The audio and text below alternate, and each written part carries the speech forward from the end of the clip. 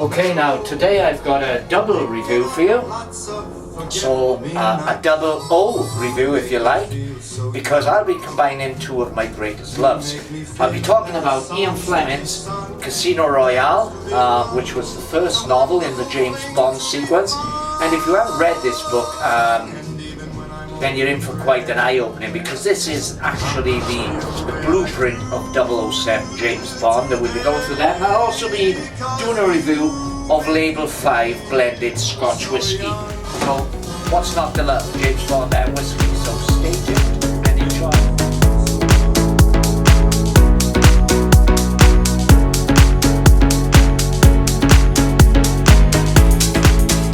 This Label 5 whisky, it's a blended Scotch whisky, 40 ABV. It's on the not expensive, sort of lower price range of Scotches. It's equitable with something like Famous Grouse or Bell's or Teachers or Grant's. And it is particularly popular in France. Apparently appeals to the French palate. On the nose I'm getting a faint hint of peat and floral notes. Yeah, slightest hint of peat there, but let's talk about Casino Royale. Okay, now Casino Royale was published in 1953. It was Fleming's first Bond novel, and it's also one of his bests. It's very, very well structured. It's paced amazingly. The pacing of Fleming's novels all have a similar kind of pacing. And that pacing, a phrase was invented by Kingsley Amis, who later would write a James Bond novel, Colonel Sun, under the name of Robert Markham.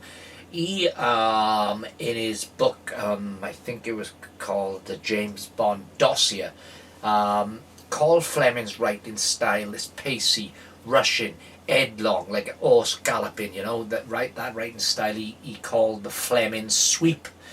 And it's an apt phrase, and it's something that I've used in many of the articles I've written about the James Bond novels or reviews, both online and in print.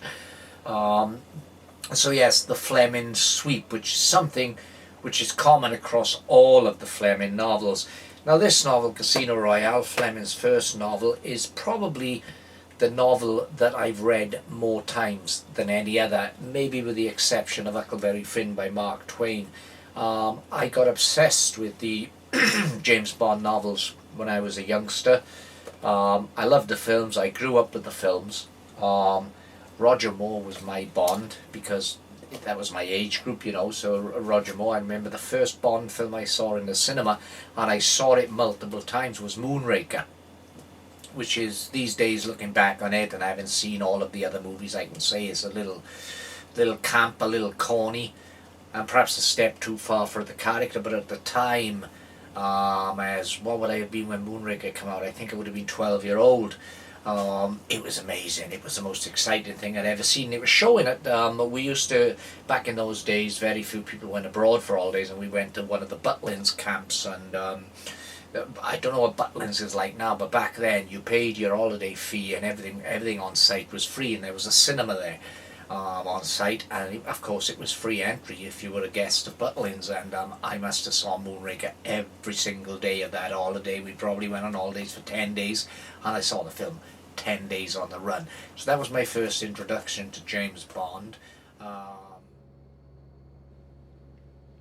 Any higher, Mr. Bond, my ears will pop. I'd been a fan of Roger Moore previously, because when I was a real young kid growing up, and there was a lack of things to watch on television that would excite young minds, The Saint in reruns of Roger Moore series was very popular, so I knew the actor. But Roger Moore was my favorite. There is about death an atmosphere. And it's even stronger when the death is sudden. Roger Moore was my first Bond. I think when I saw Moonraker in the cinema, I wasn't really familiar with the Sean Connery Bond films, which I later saw mostly on television. But I became obsessed with James Bond for a great many years. When they first came out on VHS, I started renting the same film over and over again. And then I remember when the first set of VHSs that you could actually buy, I think they were called sell-through back in the day, and it had the uniform blue covers for the entirety of the Bond series, and I think it went up to about The Living Daylights. That was probably the current Bond movie or the latest Bond movie at that period. So I started buying them all on VHS and became obsessed with Bond. But a bit earlier than that, I'd started reading the Bond novels, the Ian Fleming novels, and I can remember John Gardner's License Renewed, which was actually he was actually the second author after Robert Mark and Kingsley Amis wrote the one. He was actually only the second author to take over the James Bond franchise, and I remember buying that book in paperback, and it was a summer afternoon, and I always remember going back to the bus stop to get my bus home, and I sat on these benches that they had there, and I started reading it, and I was wow. But as I say, I'd already discovered Ian Fleming a little bit previously to that through all the second-hand books. I'm not sure if Casino Royale was the first Bond book I ever read, though I suspect it was, because I think I felt I was going to read them in the correct order. So I can't swear to that, but I think it was the first Bond book I've read. And over the years, every now and then, I've started reading the James Bond books again, figuring out that I go from the start to the end, going through all of them. I've never gone through all of them, but I've always started with Casino Royale. And I love this book. So what I will say about this book is it's very much of its time. It's written by a upper middle class white dude, and the attitudes reflected in the book are of its time, and they're also of the class, the standing that Mr. Fleming lived in. So a few of these things could be problematic to a modern reader if you're one of those who looks for something to be offended by.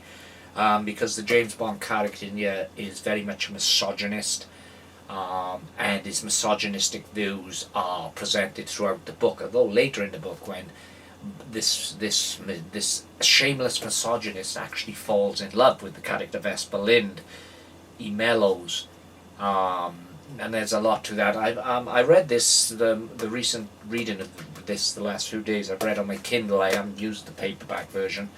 I've read on my Kindle, and I've highlighted a few sections that I want to bring to your attention, but we'll do that later on in the video. So let's look at the basic book, okay? Now we'll introduce to James Bond.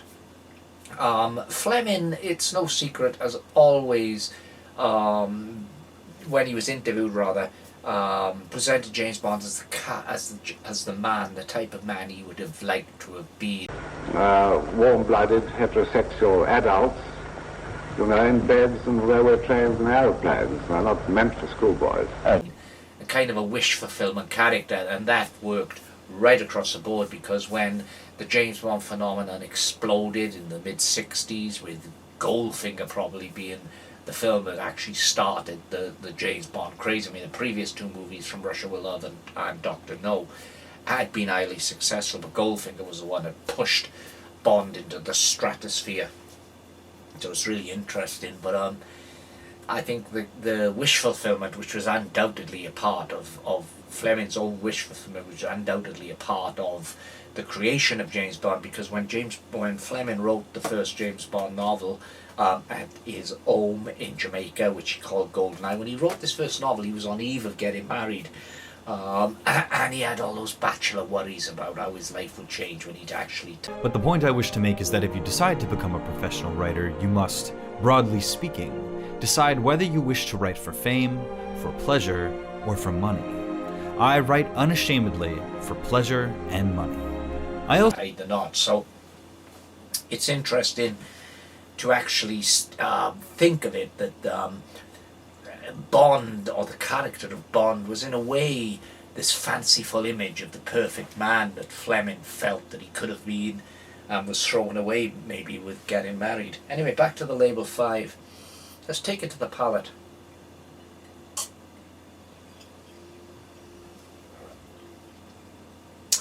There is smoke, but it's a subdued smoke.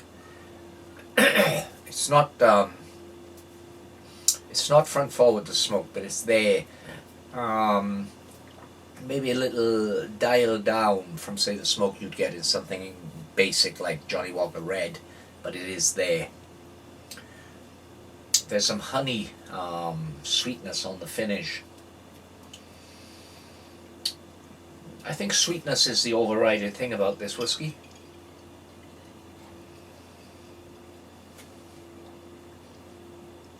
Incidentally, before we get back to that's pretty good. It's a good finish.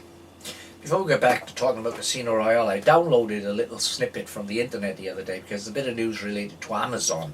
I'm a big fan of the Amazon Kindle, and it looks as if Amazon, although there's been no official announcement, are due to release a new range of Kindles early next year, which will include a colour Kindle. That's the rumours, but Amazon, let me get the report out, this new news report from, I think, the Good E-Reader blog, and it tells us that, and this report is only a couple of days old, so it tells me that the company, that's Amazon, has developed a software update for the Kindle Oasis. This development is both attractive and exciting. It is interesting because we thought Amazon had lost the plot with the Oasis completely, but has still opted to provide it with a software update. Current owners of the Oasis would welcome the move, although what changes the update brings still remains unknown. No, Amazon hasn't revealed any updates since the 16th of the 5th, 21, but this update is widely speculated to be testing the software that is going to be used on the new range of Kindles that are due to come out next year, or rather are expectedly due to come out next year. I think it's pretty certain though that this will be happening. Now at the moment on Amazon itself, on most of the Amazon sites, the Kindle Oasis is not available as a brand new unit, and it's been at that state for some time, but also the Kindle Basic seems to have disappeared as being currently unavailable. It's the same with the Paperwhite. They've got very few stock of standard Paperwhite, although the Paperwhite Signature is still widely available, so it leads speculation that there will be a new Kindle next year, and I'm really hoping so because I love my e-reader. But let's go back to Casino Royale.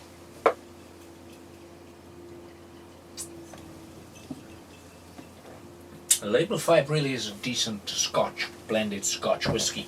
Now, as I said, I highlighted, so we'll go back to that now. Right, as I say, so the book starts off with this. The plot is quite fantastic. Now, it doesn't seem so fantastic these days because most of us have seen the movie Casino Royale, and plots like this have been, or variations on this type of plot, have been presented in a variety of novels and films. But Fleming's plot, especially during the time that it was published, was totally unique. So we got Bond open to blackmail, open to bankrupt a chap called Le Chiffre, who is working for Smersh, the Russian semi-espionage terrorist organization, and Bond is open to blackmail him by playing cards in the Casino Royale. The game in the Fleming novel is Baccarat, and Fleming lovingly explains the game in several of the chapters. It's very detailed, but what Fleming does really well in this, and this is an example of what I previously called, to use Kingsley Amis's phrase, the Fleming sweep. What Fleming does is he's describing in great detail a card game between Bond and Le Chiffre, and yet it's really, really exciting and nail gripping. You know, it's almost as if you're watching. Only thing I can liken it to is like a speedway race or something. It's really exciting. Big action set piece towards the beginning of the book, where at the casino suddenly a plate glass window. Bond is there talking to Vesper. Vesper being the first ever Bond girl. When the window suddenly explodes, it turns out that there had been an attempt on Bond's life. That the two enemy agents had been outside the casino with small coloured box cameras, but they'd been double crossed. One of the cameras supposedly that they thought contained a smoke bomb, and the other contained a bomb. So the idea was they'd throw the bomb at Bond, and then operate the smoke bomb so they can make good their escape. But they had been double crossed by their master Smirsh, who sent them to do the job, and basically both cameras actually contained bombs. So, you know, they only had to so they threw the one bomb at Bond, and then goes to operate the second bomb, thinking it's a smoke bomb, but it isn't, it's another bomb.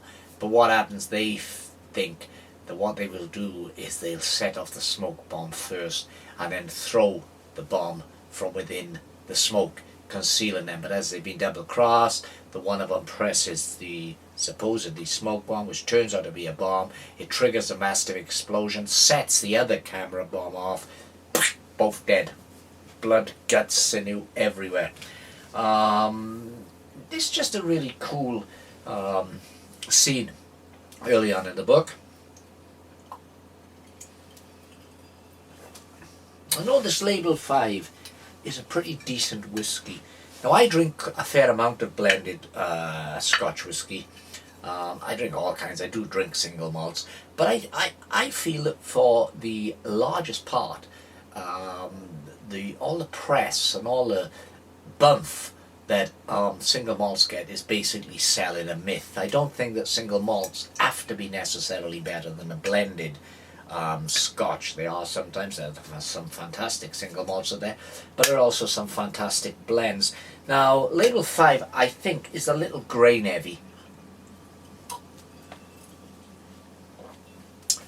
I think it's a touch more grain heavy, but it's a decent blend. It's very enjoyable. So now, where were we with Casino Royale? So yes, there's been this big action set piece at the beginning, towards the beginning of the book. Then Bond continues with his game of Baccarat against Le Chiffre.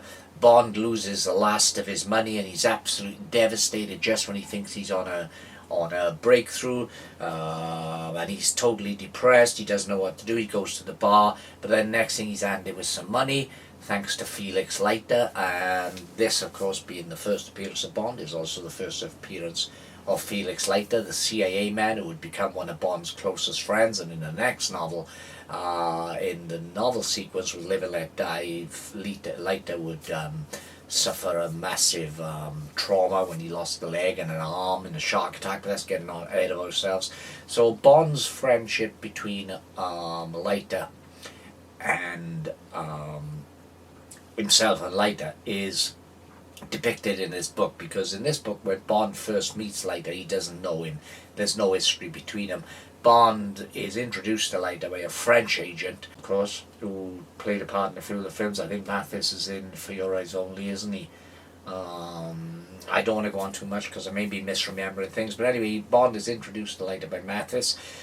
So this is the first time that the two characters have met, and the friendship between Leiter and Bond that would endure throughout the entire series of books is started in this book. So Bond then, CIA, thanks to Felix Leiter. I haven't smoked for 5 years now. This vape keeps me going.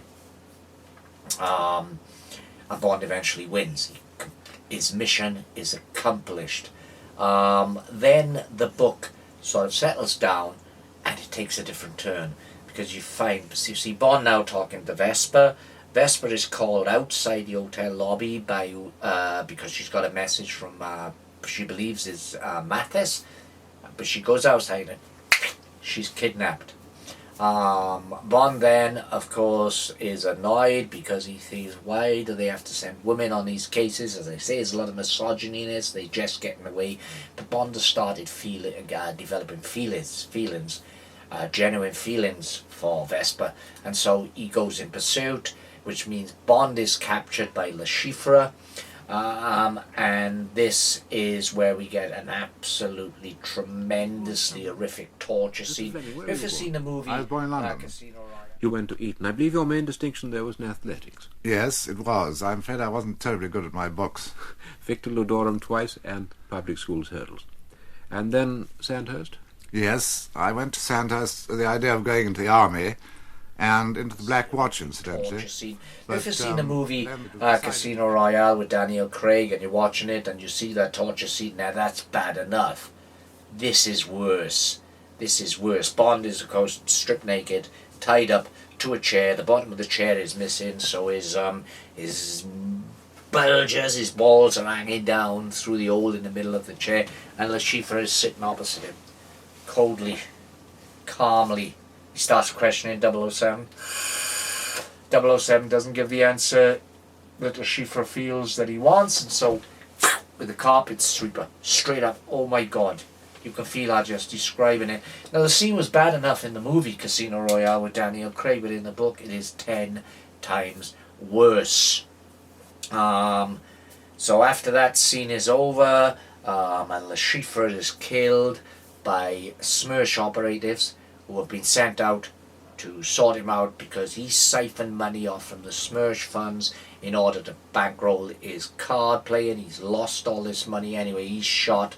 Bond is spared because the Smersh assassins who have turned up have not got orders to kill him. So the latter section of the book then sees Bond recovering from his injuries, and then we see him falling in love with Vesper. As I say, the Bond of the books, and particularly Casino Royale, his first novel, is, even though the story's as outlandish as anything, it's totally bananas and out there, Bond is still holds a semblance of a real character. So we see him falling in love. No, I'm not sure how much I should say, but I can't deliver spoilers. This book is so old. So the ending of Vesper Lynd in the book is totally different to the ending in the Daniel Craig Casino Royale movie. I'm ashamed of the fact that she's a double agent. She commits suicide and leaves a letter to Bond. Bond then finds out, and he utters the line. He phones the messages his bosses, the Secret Service, and tells them that the bitch was a double agent. Yes, was, I said. The bitch is dead. Now, as I say, the Bond book, Casino Royale, is very much of its time. Bond displays misogynist attitudes, and I know that Ian Fleming Publications, the copyright holders of the Bond books, have recently, in recent years, hired what they call sensitivity readers, and it meant that certain bits of the Bond books were bolderized, and bolderized is the correct word for it. Live and Let Die suffered massively, and we'll talk about that when I get round to reviewing Live and Let Die.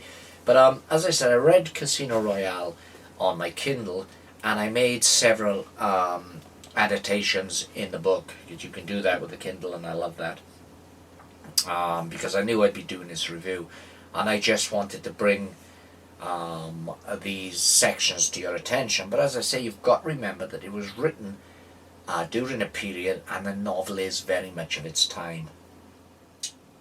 I'm getting some oatiness now from the whiskey, like a thick porridge. Anyway, the first I annotated is written thoughts on Bond. So this comes from page 75 of Casino Royale, chapter 9, edit, The Game is Baccarat. He's a dedicated man, her chief had said when he gave her the assignment. Don't imagine this is going to be any fun. He thinks of nothing but the job on hand, and while it's on, he's absolutely hell to work for. But he's an expert, and there aren't many about, so you won't be wasting your time. He's a good-looking chap. And that's Vesper Lynd's boss explaining certain things to Vesper before she goes to work with 007. Now this, I've noted I've written Bond's attitude, and this is from chapter 15, Black Hair and Greyhound, page 126. So this, I have obviously highlighted this to show Bond's attitude in this book towards women. This was just what he'd been afraid of. Those blithering women who thought they could do a man's work. Why the hell couldn't they stay at home and mind their pots and pans and stick to their frocks and gossip and leave men's work to the men? And now, for this to happen to him, just when the job had come off so beautifully. So that's obviously Bond reflecting after the scene that I described earlier where Vesper has gone outside and gotten herself kidnapped. That's shows Bond's attitude. But as I say, you wouldn't write a modern novel and give a character that attitude, but this is of its day, and I feel that it's important to remember that it's of its day. But anyway, the next highlight I've written is from chapter 18, A Crag-Like Face. It's from page 155, and this details Le Chiffre's death. And I wrote this because, I highlighted this rather, because I felt that it's going to fit in this review, but here we go.